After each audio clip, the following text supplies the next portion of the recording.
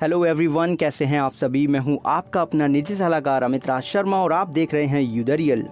Video के प्रारंभ में ही आपको सूचना देना चाहता हूं कि हमने इस प्लान का ऑलरेडी एक वीडियो बनाया है जो लाइफ इंश्योरेंस प्लेलिस्ट में आपको मिलेगा। अगर आप वो वीडियो देखेंगे तो डेथ बेनिफिट को उदाहरण के साथ हमने उसमें एक्सप्लेन किया हुआ है, सर्वाइवल बेनिफिट को भी बताया है, एलिजिबिलिटी क्राइटेरिया को भी बताया। अगर आप वो वीडियो देखेंगे तो इन सब डिटेल के साथ में आप मैच्योरिटी बेनिफिट को भी समझ पाएंगे। तो आपके लिए आज का वीडियो भी देखना ज़रूरी है, क्योंकि आज की वीडियो में हम बात कर रहे हैं क्या रिड्यूस पेड अप वैल्यू की किस तरीके से कैलकुलेशन होगी, सरेंडर वैल्यू की कैलकुलेशन किस तरीके से करेंगे और क्या बेनिफिट मिलते हैं। तो दोनों वीडियो जरूर देखिएगा पूरी इन्फॉर्मेशन जानने के लिए प्लान की। अब क्योंकि चैनल पे प्रत्येक वीडियो आप ही लोगों के प्रश्न सुझाव के अनुसार आते हैं, इसलिए वीडियो को लाइक करें, चैनल को सब्सक्राइब करके ऑल नोटिफिकेशन बेल को ऑन करना ना भूलें। और अगर आप ये वीडियो फेसबुक पे देख रहे हैं तो पेज को लाइक करें, फॉलो करें और कमेंट सेक्शन में बताएं कि अगली वीडियो किस टॉपिक पे चाहते हैं। तो आइए अब हम बिना समय गवाए सीधा सरेंडर वैल्यू की डिटेल को समझते हैं और जानते हैं कि किस तरीके से इसकी कैलकुलेशन होगी। तो उदाहरण लेते हैं, मानते हैं श्रीमान ए है, उनकी उम्र 30 साल की है, पॉलिसी टर्म इस प्लान में 20 साल का है और 20 साल के पॉलिसी टर्म के साथ में 15 साल का इसमें प्रीमियम पेमेंट टर्म है। सम अशोर्ड हम ले लेते हैं, बेस सम अशोर्ड 12,90,000 रुपये का, और जो बेस सम अशोर्ड होता है उसका 125% होता है सम अशोर्ड ऑन डेथ। तो 12,90,000 का अगर आप 125% निकालेंगे तो 16,12,500 रुपये का अमाउंट ये बैठेगा, मतलब सम अशोर्ड ऑन डेथ। तो 12,90,000 रुपये का अगर आप बेस सम अशोर्ड लेंगे तो सालाना जो प्रीमियम होगी वो 96,128 रुपये का यहाँ पे श्रीमान ये पे करेंगे। और अगर आप अपने प्लान की बेस प्रीमियम जानना चाहते हैं तो पॉलिसी बॉन्ड अपना चेक करें, या जो आपके पास रिसीप्ट है उसमें भी बेस प्रीमियम का अमाउंट लिखा रहता है। अगर आपके पास ये पॉलिसी तो साथ साथ कैलकुलेट करके आप भी जान सकते हैं कितना सरेंडर वैल्यू मिल सकता है, अगर आपको जानना ही है एग्जैक्टली। तो अब मान लीजिए कि श्रीमान ए ने 7 साल लगातार यहाँ पे प्रीमियम पे कर लिया और उसके बाद में वो पॉलिसी को यहाँ पे सरेंडर करना चाहते हैं, ठीक है जी। क्योंकि ऐसा हो सकता है कि भाई हमने पॉलिसी ली और कंटिन्यू ना कर पाए, तो 7 साल तक क्या कर लिया, यहाँ पे हमने प्रीमियम पे कर लिया। अब 7 साल तक जब प्रीमियम पे कर लिया है तो इसका मतलब क्या है कि मनी बैक मिल चुका होगा, क्योंकि पॉलिसी के 5वें साल के बाद में पहला मनी बैक मिलता है जो कि बेस सम अशोर्ड का 20% होता है। तो 12,90,000 का अगर आप 20% निकालेंगे तो 2,58,000 रुपये आ जाएगा, 2,58,000 रुपीज़, ठीक है।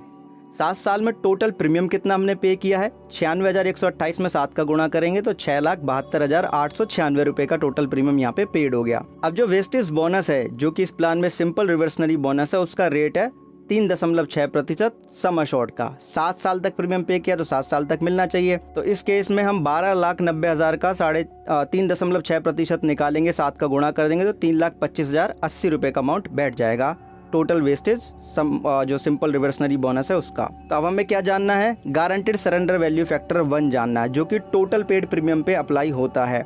7 साल प्रीमियम पे कर लिया है, 8वें साल पे हम पॉलिसी का सरेंडर कर रहे हैं तो 52.50 मतलब कि 52.50% जो है गारंटेड सरेंडर वैल्यू फैक्टर 1 हो गया। और जो हमारा टोटल बोनस है उसके ऊपर गारंटेड सरेंडर वैल्यू फैक्टर अलग है, क्योंकि 8वें साल पे हम यहाँ पे सरेंडर कर रहे हैं 7 साल तक पे करने के बाद में। तो ऐसे में गारंटेड सरेंडर वैल्यू फैक्टर जो होगा वो 17.66% हो जाएगा, जो कि बोनस पे अप्लाई होगा। और इसका PDF ऑलरेडी टेलीग्राम चैनल पे अवेलेबल है। तो सरेंडर वैल्यू के केस में हम क्या करते हैं, गारंटेड सरेंडर वैल्यू फैक्टर का गुणा करते हैं टोटल पेड प्रीमियम में, फिर उसमें से हम माइनस कर देते हैं जो मनी बैक मिल चुका हो, और उसके बाद में गारंटेड सरेंडर वैल्यू फैक्टर 2 है वो जो वेस्टेज बोनस के लिए उसके ऊपर अप्लाई करके सम अप कर देते हैं।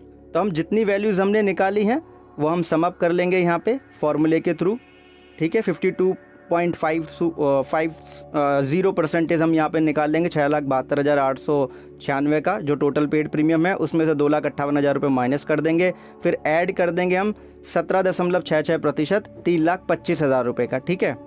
तो ऐसे में जो अमाउंट हमारे सामने आएगा निकल के, वो हमारा यहाँ पे क्या हो जाएगा, सरेंडर वैल्यू। मतलब कि श्रीमान ए हम यहाँ पे मान के चलें तो श्रीमान ए का सरेंडर वैल्यू कितना हो जाएगा, 1,52,679.528 रुपये, ठीक है जी। अब हम बात करेंगे पेड अप पॉलिसी, जिसे हम रिड्यूस पेड अप पॉलिसी भी कहते हैं। 7 साल तक प्रीमियम पे कर लिया है। बेसिक टर्म ये बोलती है कि अगर आपने 2 साल तक लगातार प्रीमियम पे कर लिया है तो आपकी policy reduce paid up policy में भी कन्वर्ट हो सकती है और आप सरेंडर भी कर सकते हैं। तो 7 साल तक श्रीमान ए ने पे कर लिया है और ये पॉलिसी को रिड्यूस पेड अप पॉलिसी में कन्वर्ट कराना चाहते हो, क्योंकि आगे प्रीमियम नहीं पे करना चाह रहे हैं। 15 साल का प्रीमियम पेमेंट टर्म था, 7 साल पे किया, 7 को डिवाइड कर देंगे 15 से तो 0.466 जो होगा वो पेड अप वैल्यू फैक्टर आ जाएगा। इसी से सारी कैलकुलेशन यहाँ पे होती है। अब सम अश्योर्ड ऑन जो डेथ था 16,12,500 का, वो paid up sum assured on death हो जाएगा। मतलब कि 16,12,500 में हम गुणा कर देंगे 0.466 का, तो 7,51,425 रुपये हमारा paid up sum assured on death हो जाएगा। अब रिड्यूस पेड अप पॉलिसी हो गई है, तो इसका मतलब क्या है, जहाँ तक प्रीमियम पे किया है वहाँ तक ही हमारा बोनस बनेगा, जो कि 3,25,080 रुपये का होगा। ठीक है जी। तो अगर ऐसे में अगर डेथ हो जाती है तो जो पेड अप डेथ बेनिफिट यहाँ पे मिलेगा वो paid up sum assured on death plus vested simple reversionary bonus, जो कि 3,25,080 रुपये का अमाउंट है, ये ऐड होकर के मिल जाएगा। ठीक है। किसको मिल जाएगा? श्रीमान ए के नॉमिनी को। तो हम डेथ बेनिफिट यहाँ पे निकाल लेते हैं। पेड अप डेथ बेनिफिट 7,51,425 में हम जोड़ देंगे 3,25,080 रुपये, तो 10,76,500 कुछ रुपए के आसपास ये पेड अप डेथ बेनिफिट हो जाएगा जो नॉमिनी को मिलेगा। अब ये लमसम लेना है या नॉमिनी को इंस्टॉलमेंट में लेना है, या पहले से ही डिसाइड कर सकते हैं। अब बात करेंगे हम रिड्यूस पेड अप पॉलिसी के केस में, या कहीं की पेड अप पॉलिसी के केस में मैच्योरिटी बेनिफिट की।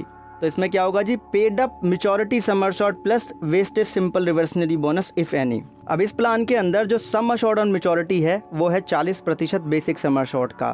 तो हम 40% निकाल लेंगे बेसिक सम अश्योर्ड का, तो 5,16,000 रुपये का अमाउंट यहाँ पे आ जाएगा।